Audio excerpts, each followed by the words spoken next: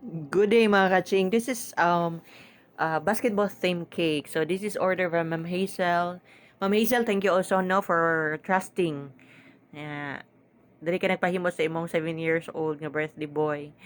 7 years old Christoph. No, this is a theme of basketball niya. Ging na lang ko Ma'am Hazel, ikaw lang mahibaloti basta maunay tima sa amo ang cake. So I try to find some photo sa Google nga kanang kaya rasad nako. Then akong gidawat ang order kay sayo naman sad.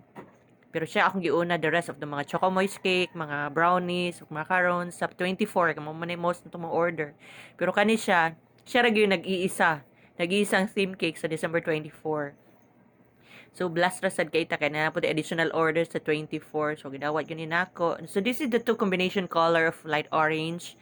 I know it's 3 di ay kay white, orange and black. So ang orange kay patak-patakan ako na siya black to mutima ra pod sa atong basketball nga tema.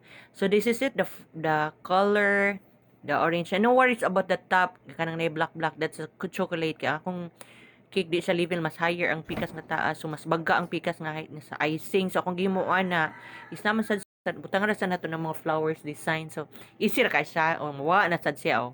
Inana ra siya ang mga magic sa cake. So the printable stoppers already gi-prepare na nako ahead. Patapot-tapot na lang na siya.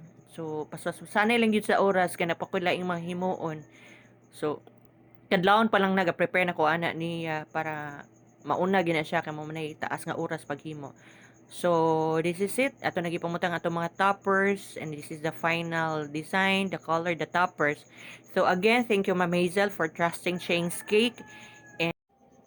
And that's all mga kachings. Thank you and God bless.